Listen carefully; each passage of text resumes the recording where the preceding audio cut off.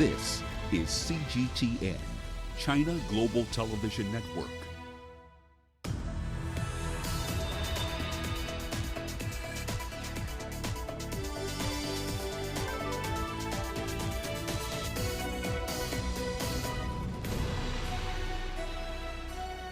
Hello there and welcome to Global Business Africa. We'll be giving you insight into Africa's business and financial markets. I'm Uche Okoronkwo, coming to you from Kenya's capital, Nairobi. Let's start with a look at the markets.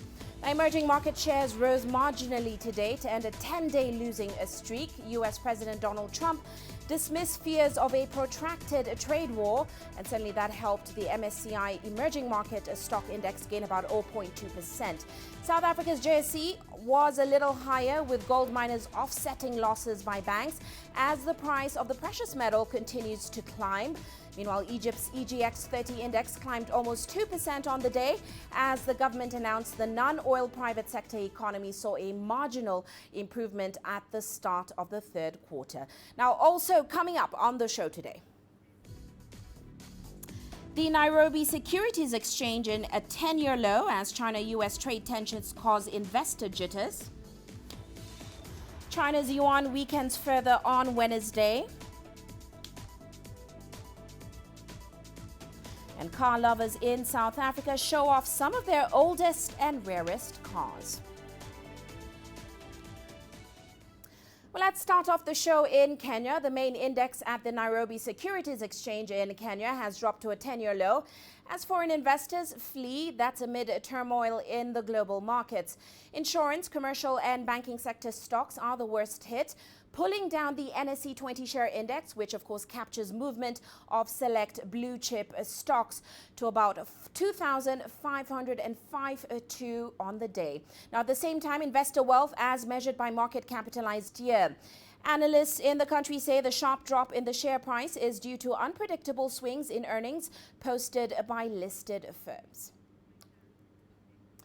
Let's get more on the story behind the numbers. We're joined by Reginald Kadzutu. He is the Chief Investment Officer at Amana Capital. Very welcome to the show, Mr. Kadzutu. Thank you. Now, let's talk about the reasons behind this 10-year low. Some say it's reflecting investors' expectations of depressed earnings, possibly also in the banking sector. Some say foreign players are fleeing the market due to global factors. What's your take?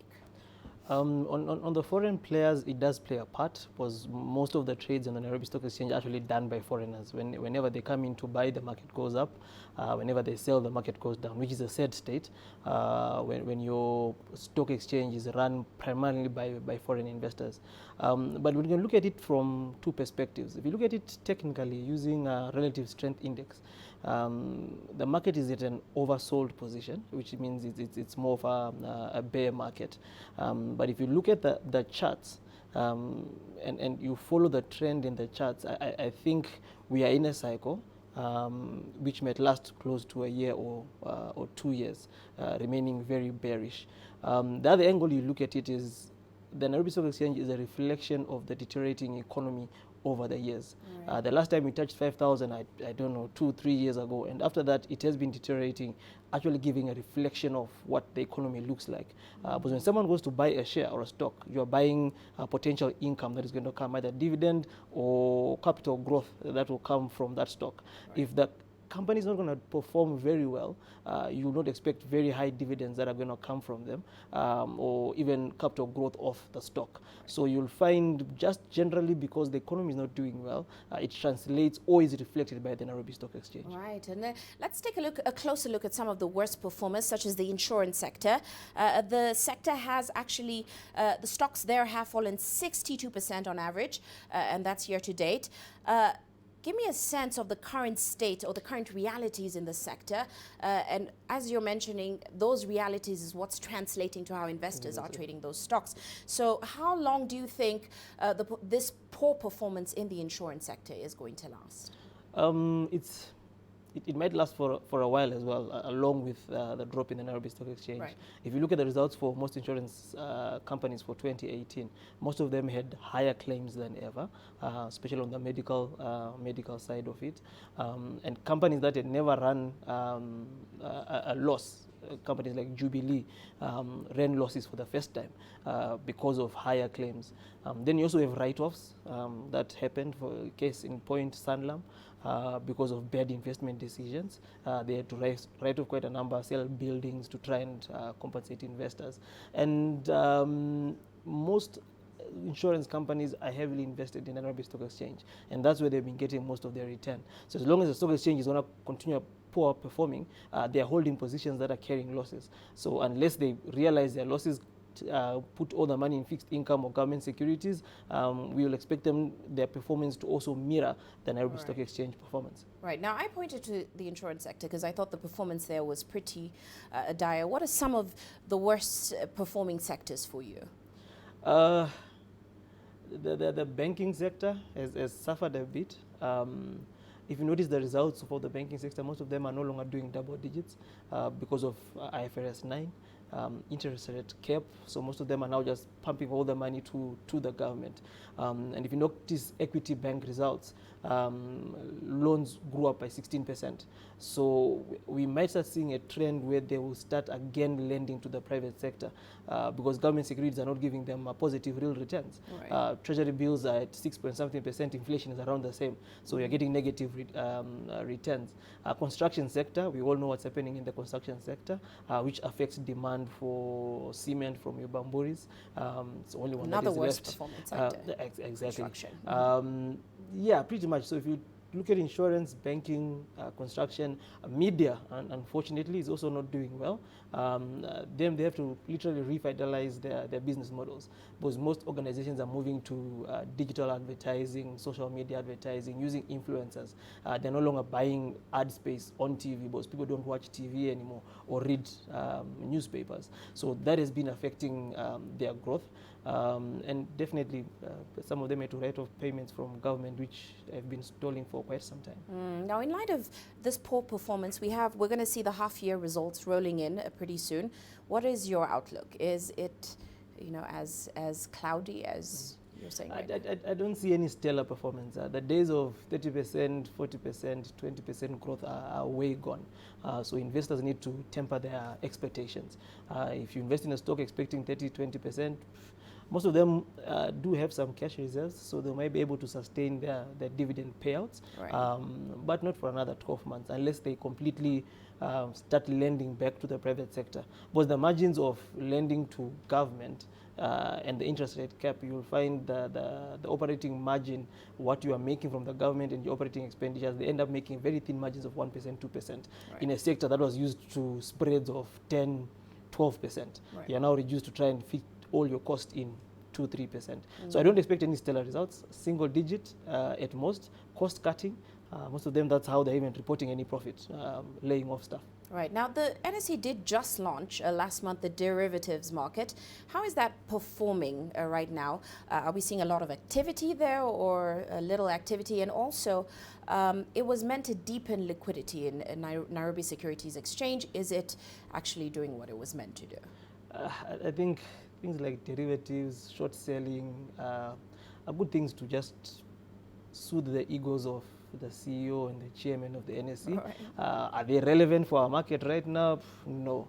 When you have a market that's driven by foreigners, that means your institutional investors themselves are not investing in the stock market. Derivatives becomes, it's foreign. It won't perform well. It's just right. Like Mkiba and any other thing that NSE has tried to bring out. I think they need to focus more, spend more energy on how do you get people starting to trade more? How do you give institutional investors direct access to the market? And that's where you start seeing more liquidity. Right. Because if you reduce the transaction costs of trading on the NSE, you start seeing more trades. But before you purchase anything, you have to calculate how much return am I going to make vis-a-vis the transaction costs that come with it. Especially for retail investors, the transaction costs are just exorbitant because of having to go through brokers and all. So if they can give direct access to the market, things like that, invest more in investor education, then you start seeing more liquidity. But I don't think derivatives who's going to short a stock that you actually know that the price is not going to move? No interest right now. Yeah, exactly. Well, thank you so much for joining us in the studio. Thank you for your insights. Of course, that was Mr. Reginald Kadzutu. He is the Chief Investment Officer at Amana Capital. Well, let's turn our attention to the genesis of the potential turmoil in global markets and of course is currently captured in the value of the Chinese yuan and allegations of currency manipulation by the U.S. Now, the People's Bank of China has fixed the yuan's central parity rate at 6.9 per US dollar. That, of course, is weaker than the level set when the yuan hit an 11-year low. Shares in Asia fell for an 8th straight session. However, signs that China is stepping in to steady the yuan helped ease investors' fears of a possible global currency war. U.S. stocks jumped more than 1%, snapping a multi-session losing streak. Following the drop in the yuan, Washington branded China a currency manipulator after breaching the key 7.0 threshold against the dollar. Now, China's central bank says it is resolutely opposed to such a label and it will not engage in competitive devaluation. China vowed over and over to keep its currency steady, and we did so during both the 1997 Asian financial crisis and the 2008 recession, helping stabilize global financial markets and recover the world economy. In fact, the effective exchange rate of the renminbi, real or nominal, has increased about 40% since 2005, when the government started to act on the exchange rate reforms. That's also why China's international payment surplus now takes a much smaller share of its GDP, falling from 9.2% to 0.4% in 14 years. Now, after labeling China as a currency manipulator, the U.S. will have to negotiate with the country or take its case to the International Monetary Fund. In July, the International Monetary Fund said the yuan's exchange rate was consistent with fundamentals, while the U.S. dollar was overvalued. While potential penalties by the U.S. could include banning the Overseas Private Investment Corporation from investing in China and excluding China from U.S. government procurement contracts. However, since China is not a major recipient of government contracts, the currency manipulator label is mostly symbolic. Now, global financial markets seesawed following the declaration of China as a currency manipulator by the United States. This, of course, shook world markets as nervous investors looked for safe places to park their money. With the details, here's CGTN's Owen Fairclough. Financial markets once again in turmoil amid fears over nothing less than the future of the global financial order.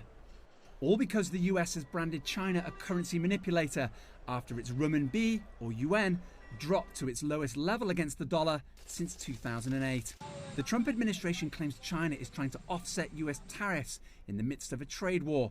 A lower valued yuan makes Chinese exports cheaper. China's central bank allows its currency to float within a narrow band and insists market forces, such as the impact of those tariffs, are responsible for the drop, not government intervention. It is totally wrong for the U.S. Treasury Department to designate China as a currency manipulator. This neither meets basics of economics nor the quantitative criteria for so-called currency manipulators set by the U.S. Treasury, so we are firmly against it. Indeed, as recently as May, the Treasury Department said China wasn't a currency manipulator because it didn't meet all three of these criteria: a significant bilateral trade surplus, a current account surplus, and persistent one-sided intervention in the foreign exchange market. That last point is now at the center of this currency dispute, and the US wants the International Monetary Fund, or IMF, to intervene. And that's where this currency crisis starts to get complicated. The IMF includes China in what's called a basket of global currencies used to prop up member states if they run into trouble, and by extension, the global financial system.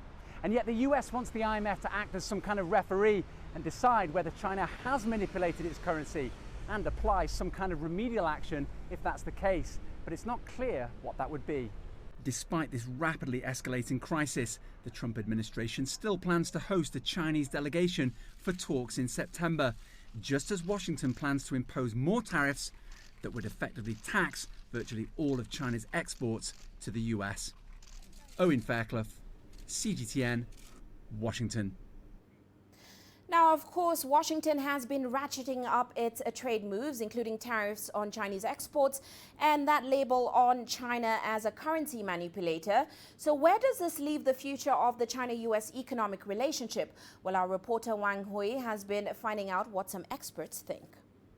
10% in tariffs will be imposed on Chinese exports, with a value of $300 billion. The action came despite the more optimistic mood at the G20 summit held in Japan in late June, when Trump and Chinese President Xi Jinping met.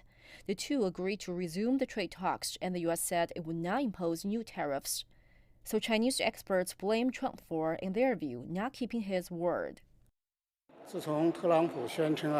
Trump's announcement imposing additional tariffs has totally betrayed the consensus reached during the G20 summit. It has damaged the foundation of the China-US trade talks and brought great uncertainty to the future of negotiations.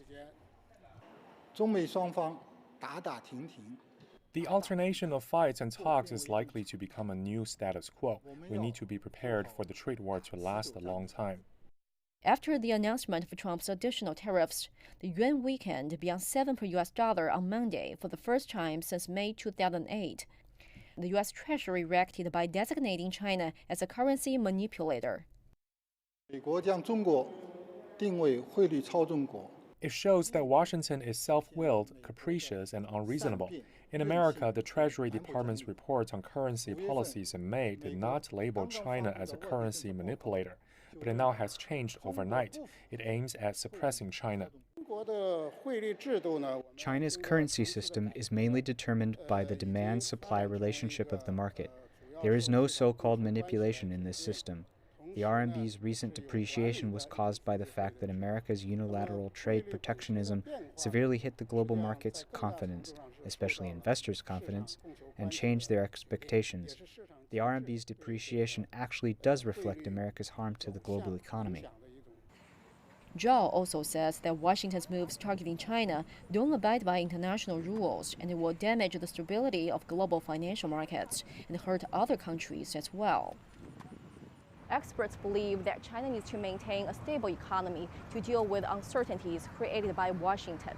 They say China should keep exploring the potential of its huge domestic market and enhance the core competitiveness of its companies to cope with America's extreme pressure. Wang Hui, CGTN, Beijing.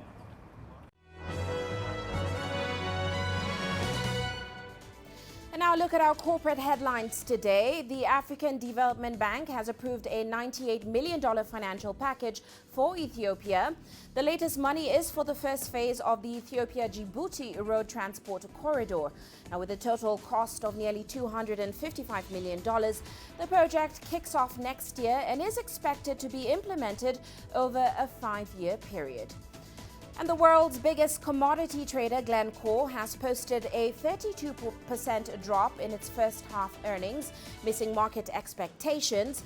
The latest profit decline is another setback for Glencore, which on Wednesday confirmed the temporary closure of its Mutanda project in the DRC.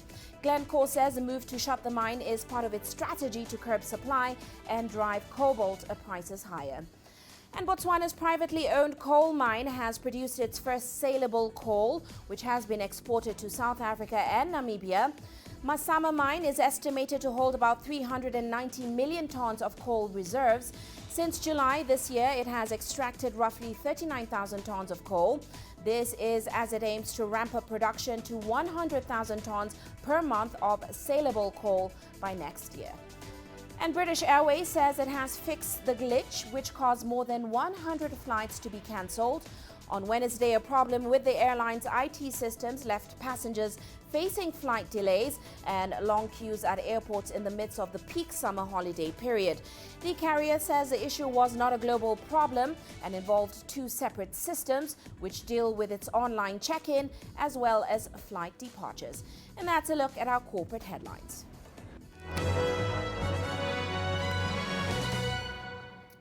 Well, let's take a quick break now. Here's a look at what's still to come.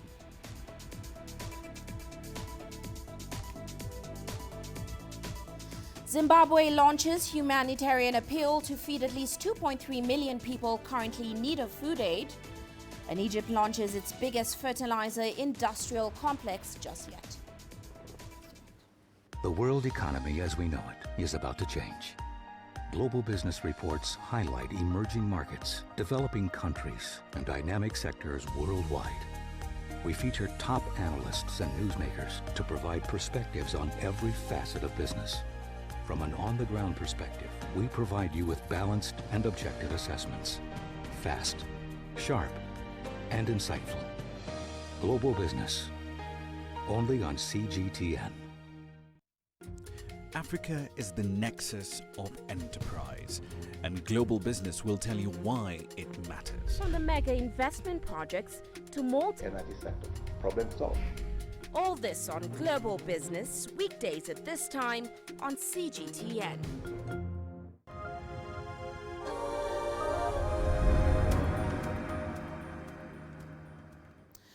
Welcome back. Well, let's head to Zimbabwe now, where at least 2.3 million people in the rural parts of the country are in dire need of food aid. The number is expected to rise to more than half the country's population by March 2020. That's according to the United Nations. It launched a fresh humanitarian appeal for the drought and a cyclone-hit country on Tuesday. Here's CGTN's Farai Mwakutuya reporting. $331.5 million is needed to help Zimbabwe recover from a poor rainfall season which halved maize production and a cyclone that devastated eastern parts of the country in March. In total, 7.7 million people will require assistance between now and the next harvest. The UN raised $133 million under a previous flash appeal, but requires more to avert an immediate crisis. Right now, on food security alone, people that are in crisis emergency mode. I'm not talking about just food insecure. We're talking about people that truly are marching towards starvation if we're not there to help them. 2.3 million people in this country. On Tuesday, Zimbabwe's government officially declared the 2018-2019 drought a national disaster. Notwithstanding shortages of foreign currency and experiencing soaring inflation, the Southern African nation has committed to play its part, with plans to import over 1 million metric tons of grain this year and allocating funds to improve food production in the coming season. Now, what we've done as government in the supplementary budget that I presented on Thursday last week is to increase our protection for the vulnerable to a budget of about 1.5 billion, 1.1 billion Zimbabwe dollars. If you look at our allocation to agriculture, it's an additional 1.67 billion, which again goes a long way towards protecting the vulnerable in this humanitarian appeal. Predictably, the majority of people needing aid, about 5.5 million, are in the rural areas, but a significant portion, 2.2 million urban dwellers, are also in line for the assistance, which will be in the form of food handouts, cash transfers, and provision of clean water. Farai Mwakutuya, CGTN, Harare, Zimbabwe. Well, let's stay in Zimbabwe. Farmers in the country will soon have permission to grow industrial hemp for export. Industrial hemp is a strain of the cannabis species that is grown specifically for industrial uses of its derived products. Now, according to cabinet ministers in the country, the government sees the plant as a future substitute for tobacco, which of course is currently Zimbabwe's biggest export-earning crop. At the moment, the Southern African nation allows cultivation of cannabis for medical and scientific uses. However, the process has been slow as authorities try to put in place laws to ensure cannabis farms are secure. And heading to Egypt now, the country has opened its biggest fertilizers industrial complex yet. The facility, which is also considered the largest in North Africa, includes 9 plants at a production capacity of about 1 million tons per year. Now, this is part of the government's strategy to manufacture raw materials into exportable products. CGTN's Adel El Mahoui with more. Egypt has inaugurated the biggest fertilizers industrial complex in North Africa. On the Red Sea's Ain el-Sokhna city, the 400 acres project is connected with a port, and its main purpose is to export its products after covering domestic demand. Egypt has been in the past exporting a lot of the raw materials. So now we're moving into the production process, which is great because it provides a lot of value added. It creates jobs, it contributes significantly to our GDP and productivity overall. Plus, it will allow us, instead of Egypt being a net importer of such chemical products, we're actually going to be exporting these products, and that's very important for overall the economy because it will also generate foreign revenues in foreign currency. More than $1 billion have been invested in this complex, which is designed to be self-sustainable. It includes 9 factories, electric power generators, and housing for its 1,500 employees. This facility has increased fertilizers production in the country by almost 60% to reach 2.7 million tons annually. Fertilizers are very profitable. We have a long experience in exportation. Our company has exported to 46 countries in the world, most of them European. This complex tool production capacity is about 1 million tons from phosphatic and compound fertilizers. If we add this capacity to our other factories, the Nasser company will now be producing 1.5 tons annually.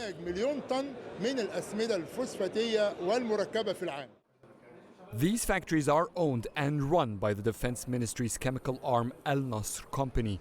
To maintain the international standards required for exportation, it is equipped with a high-tech chemical laboratory. Egypt proudly says it managed to cut the construction time by more than half to take only 3 years. The biggest challenge we faced is the time factor. Why is that important? Because the sooner I create jobs for Egyptians, the faster change in their lives will come. When we negotiated with companies, they told us between 6 years and 7 years. I told them we would help, that we would waive all the bureaucratic obstacles they may face in order to bring this project to light. This new chemical industrial complex has become the first in Egypt to produce crystallized soluble diammonium sulfide and monoammonium sulfide. With these products, Al Nasr Company for Intermediate Chemicals has become the 6th in the world to produce these products. Adel Mahroui, CGTN. Architecture is still dominated by men, while Co-Arc International is turning this on its head. The company's mainly female team is leading the design and construction of the tallest building in Africa, which is nearing completion. Here's CGTN's Julie Shire reporting. South African architect Catherine Atkins is a rare find in an industry run by men. She's worked on projects in many African cities and is now leading a team on the multi-million-dollar Leonardo skyscraper in Sandton, the tallest building on the continent. It was quite daunting in the beginning, but with my experience in the industry, it wasn't the first time I've been on site, and never have I done the size of a project, but the sheer scale of this project and the importance of the project, and just an icon in our history developing, has been an absolute amazing achievement for us. The mostly female team has been hands-on in the design and construction of the business and residential development. On the ground, Catherine works closely with young architect Malika Walele. We start off with our sketch design process, and that's very hand in hand with the clients, getting the overall look and feel of the building, and then we go down to the very detailed aspects of the building, so the interior spaces, but then also how do materials work with one another. Being on one of the biggest construction sites in Africa with more than 2,000 workers takes a strong character and lots of confidence to run. There is this idea that the built environment is male dominated. It's only when you get onto site and you see things being done and you're interacting with the contractors and with subcontractors and consultants that you're really getting a full grasp of the overall picture of what you're doing. Females bring a type of finesse to the industry, but obviously here on construction side, everything is hardcore, concrete, dust, bricks, steel and rebar. It's a dirty environment. I don't allow men to walk all over me. I'll actually approach them on that. Atkins and her team are transforming urban landscapes in Africa with a feminine touch, but the reality is there's just a small percentage of female architects who still aren't seen as equals and generally earn less than what their male colleagues command. Julie Shire, CGTN, Johannesburg, South Africa. You're watching Global Business Africa. We're heading into a quick break now. Coming up,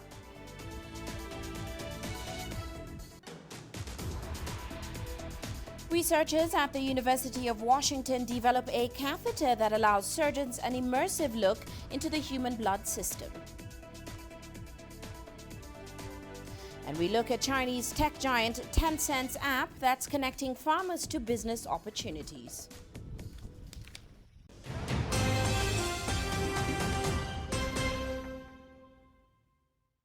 Business in Africa is at the crossroads. We celebrate those who are adopting and thriving despite the challenges, from grassroots to big businesses. Global Business takes you along for the ride as we track the making of a giant. Only on CGTN. How will your world change today?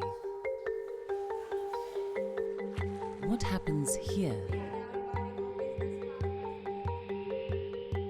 What happens there?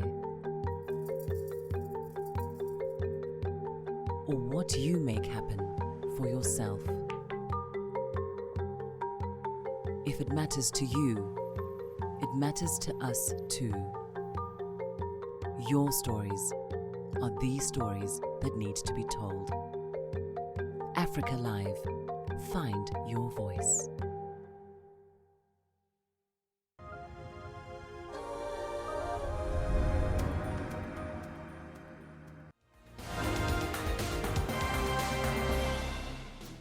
And just about 1:30, let's recap today's top headlines. In Somalia, AMISOM forces and the Somali National Army have taken control of a key southern town from militant group Al-Shabaab in a joint operation.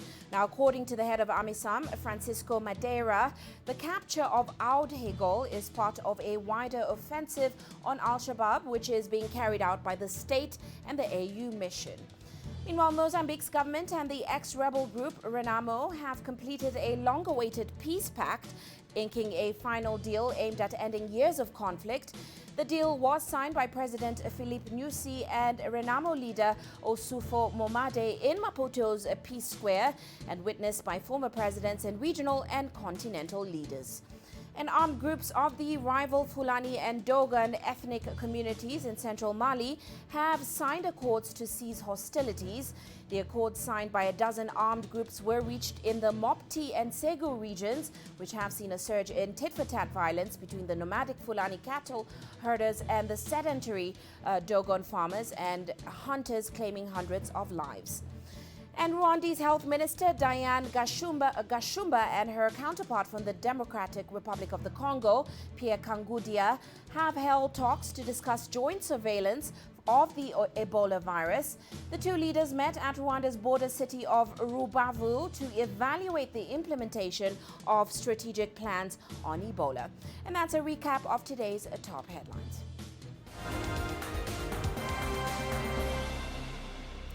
And let's now turn our attention to the world of tech. A new virtual reality system that gives surgeons an immersive look inside the human vascular system is now being developed. The cutting-edge tech makes doctors feel as if they're inside a patient's blood vessels. The new VR's catheter has sensors that visually represent its exact location inside an artery or a vein, which the surgeon can see on a brightly colored 3D screen. Now, sadly, the headsets may not be seen in hospitals soon. The proof of concept technology still needs to be approved by American regulators before it can be used on an actual patient. So the use of virtual reality in our procedures will represent a complete paradigm shift, a whole different way of viewing our procedures that wasn't before possible. We can appreciate child. I love the movie Fantastic Voyage, where they shrunk people down and injected them into the vasculature. And really that, I had always thought like that'd be wonderful if we could really be inside the human body. And that's what it lets you do. You're there in it, it's all around you, and you can interact with it during an actual surgery. And shifting focus now, American entertainment giant Walt Disney has posted weaker than expected earnings in its third quarter financial report. Now, Disney's latest lackluster results come despite its movie studio breaking several box office records this year. Now, from the New York Stock Exchange, here's CGTN's John Terrett with those results. The Disney Corporation of America is quite simply one of the great success stories of American business, and it's been that way since the company was founded back in 1923. Of course, it's known throughout the world for its movies and its parks in particular, and its TV shows, and soon to be its streaming service as well. Going into the earnings, the shares were up around 2% at $141.05 per share. Now, those theme parks are known as the happiest place on earth, and they exist in LA and Florida and Paris and Tokyo, Hong Kong and Shanghai. But after years of bumping along the bottom, the Disney share price is now seen not just as a value stock, but as a potential growth stock because of its forthcoming streaming service due to launch towards the end of this year. Now, if Disney puts all its many properties into that streaming service, for which it's only charging a very reasonable $7 a month, then that is going to hurt other streaming services like Netflix and other TV companies who will no longer have access to Disney properties.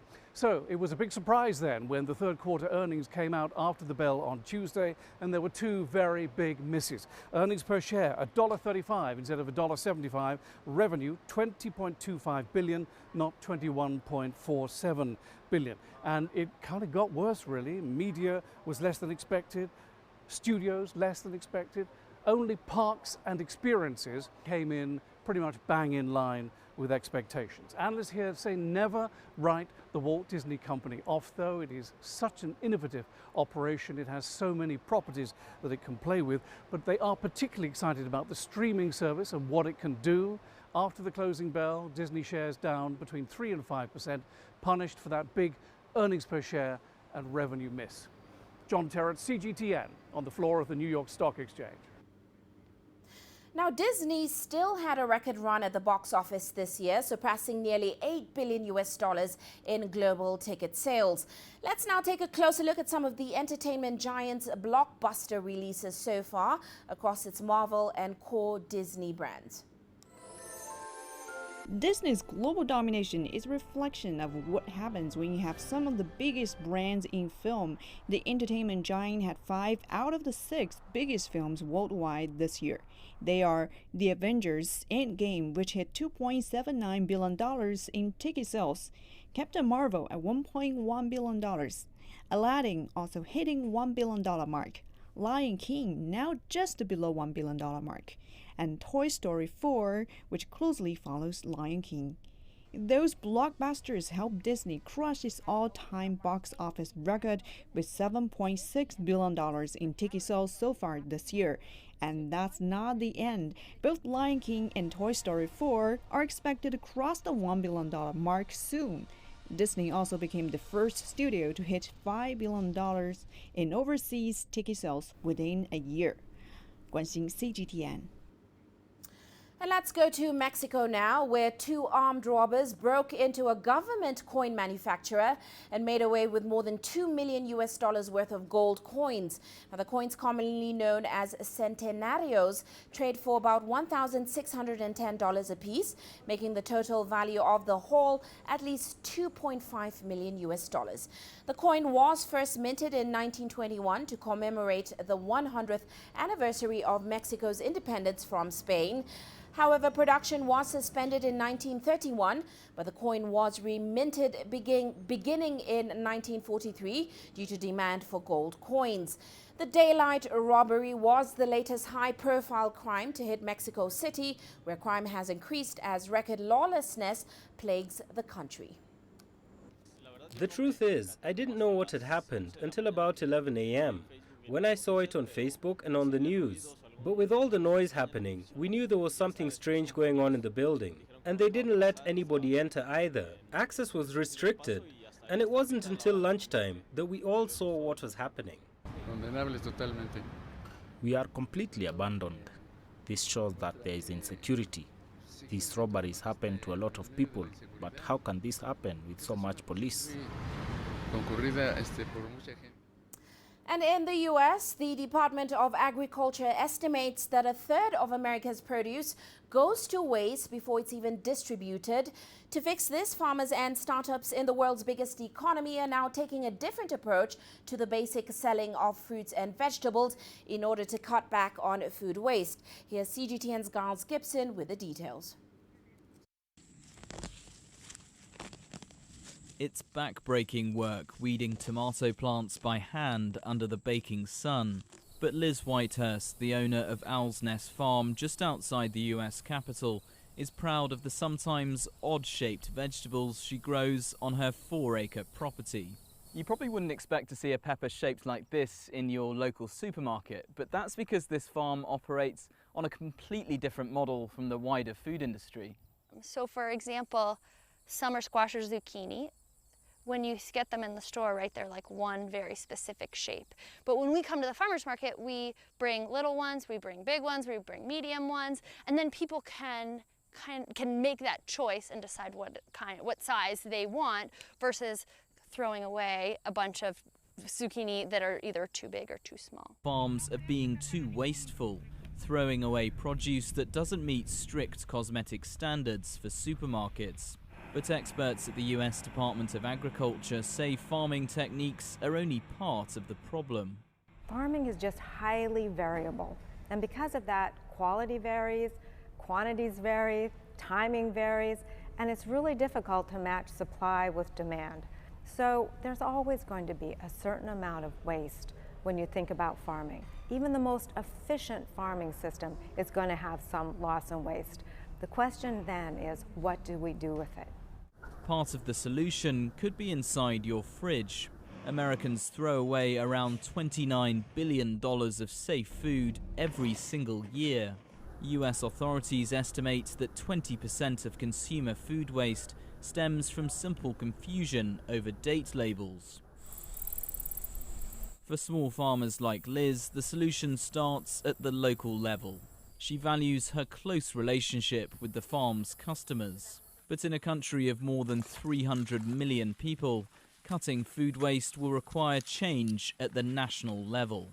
Giles Gibson, CGTN, Upper Marlboro, Maryland. Now, Chinese tech giant Tencent has long developed a variety of services and products ranging from gaming to instant messaging. But since 2015, the Shenzhen-based company has branched out from the mainstream. It's now developing a mobile platform for villagers across China. Here's CGTN Omar Khan explaining this digitized form of poverty alleviation. China's efforts in lifting people out of poverty are nothing new in rural parts of the country, often taking the form of funding subsidies or infrastructure development.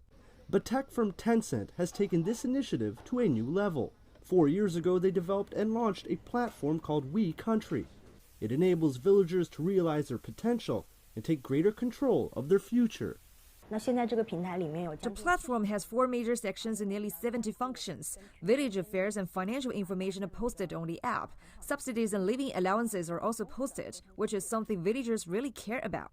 A secretary inbox feature allows villagers to write in their concerns and voice their problems. It provides and enables communication.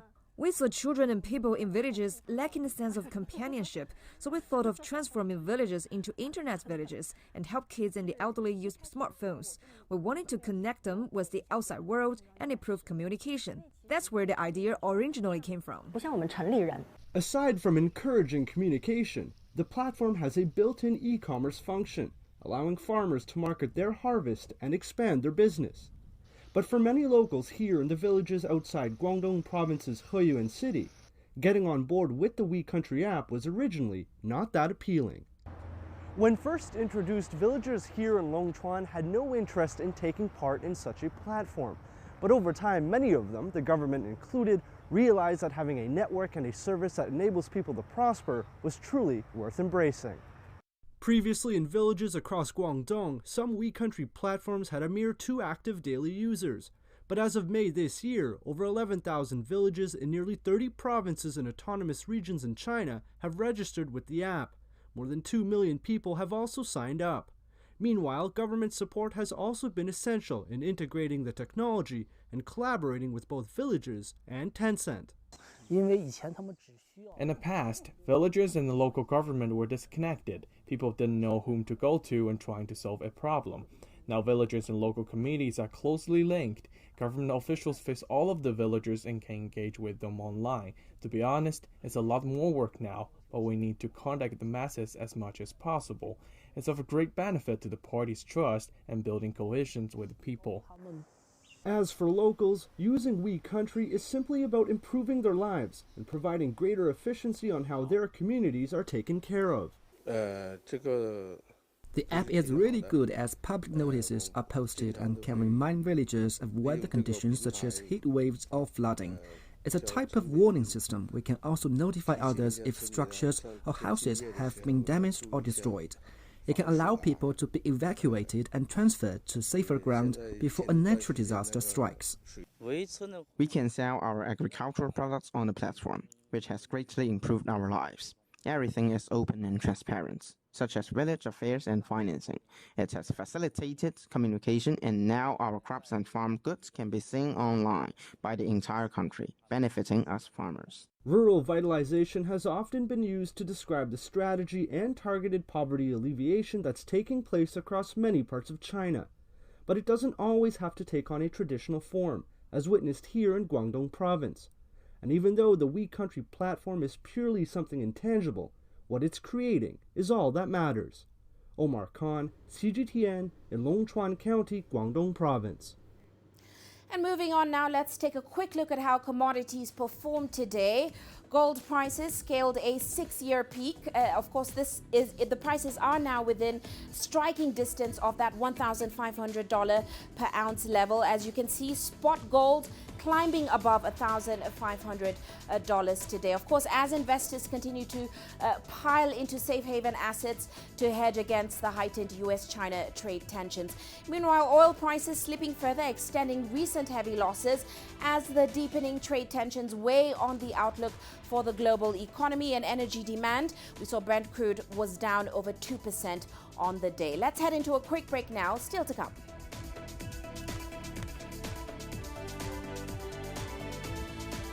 Car lovers in South Africa show off some of their oldest and rarest cars. You don't find the stories of North Africa by sitting on the sidelines.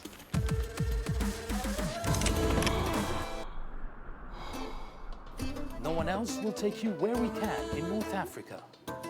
And no one else will show you what it's all about. CGTN, see the difference.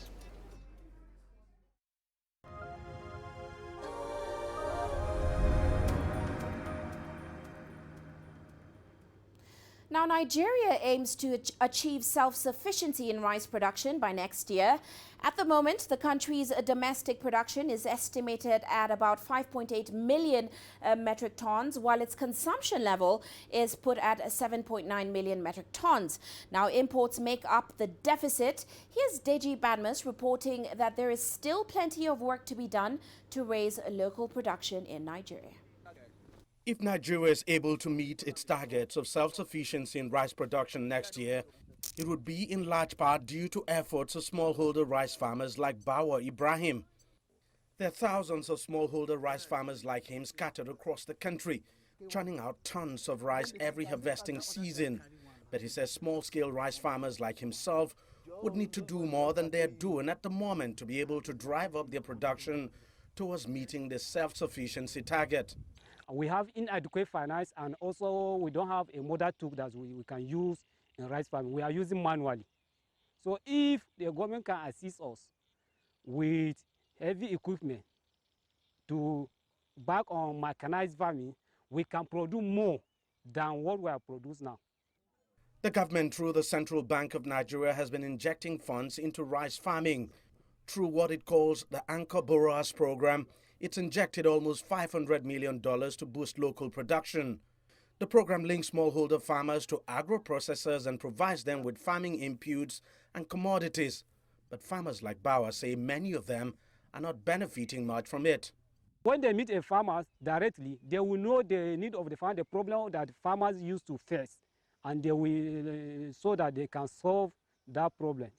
Though the mindset of the policy is to get to the root of the farmers so that they can get the benefit, but accessing those benefits is always a challenge. There should be a package for small millers also, so that the processing will enhance and marketability of such products also around there. So I think if we depend on only the big-time processor, we may not get there. Despite some of the shortcomings of the program, it's nonetheless helped to boost local rice production to the level at which it is today. The government is also partnering with the Chinese province of Hunan to boost production as well. I think China is producing with their super hybrid, they are even getting up to 15 metric tons per hectare. Well, we are in Nigeria, we're just talking about 4 to 5 metric tons, at most 8 metric tons in some places. So with this relationship, I think if we buy to their technology, we'll be able to get there. The government says its rice policy has cut down on imports by 90% in the last 3 years and increased the number of rice farmers in the country by 12 million. But there's still much work to be done if Nigeria hopes to achieve self-sufficiency in rice production. And at the moment, it's not looking like the 2020 target is very feasible. Ejibadmo, CGTN, Lagos, Nigeria. And to South Africa, Cars in the Park is one of the biggest and most fun events on the Pretoria Old Motor Club calendar. Now this year, in its 40th edition, it attracted enthusiasts from all over the country. CGTN's Julie Shire was there and brings us this report. The sound that every petrolhead lives for. And there was plenty of it at this year's Cars in the Park. Now in its 40th edition, it continues to be a must for classic enthusiasts. We give an opportunity each and everybody to display his vehicle. Currently we got 120 clubs that participate. We attract people from all over South Africa, even from Botswana. On this point in time, I think we got already about 2,500 cars on the track, and the number of spectators and exhibitors in total about 12,000. Vintage models ranged from the oldest and rarest in the world to immaculately restored classics. This is a 1903 Peugeot, and it is one of the very early cars that were designed and built. The French were exceptionally good mechanics and engineers, so it is a rather special car. It's a 1961 Roadster. What makes it so special is we were fortunate enough to get people on board from Germany that helped us in the process of restoring the car to the book. Every single nut and bolt is cadmium plated, the correct color that it needed to be. It's restored just like it rolled off the factory in 1962. With more than 2,500 classics on display, car lovers had a chance to dream. Very, very impressed, I must say. Cars are very beautiful. Everything, I just like everything about the show. The crowd and the vibe and the quality of cars that are here.